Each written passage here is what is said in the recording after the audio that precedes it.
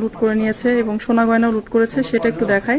উনি হচ্ছে পুষ্প কীর্তনিয়া এবং উনার পরিবার, এটা পুরো পরিবার সবাই এখন খুব বাজে অবস্থার মধ্যে দিয়ে দিন যাচ্ছে ওদের। কারণ আপনি বলেন, লাইভ আছে, আসো না, লাইভটা একটু ধরো ধরো, লাইভটা এডিট করা যায় না, তাই আমি একটু লাইভে গেলাম।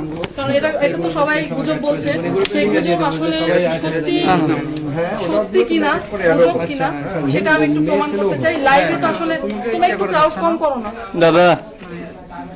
সেই লাইভে আমি দেখাবো যে এডিট করার যেখানে কোনো উপায় নাই, সেই ভিডিওটাতে আমি দেখাতে চাই যে সত্যি এখানে কোনো কিছু হয়েছে কিনা। আপনি বলুন। আমার বাড়িতে আমার একটা হাইস গাড়ি আছে, আমি কবেকার করি, সেটা হলো এই 5ই আগস্ট সোমবার বিকেল হলো 4:30 বাজে।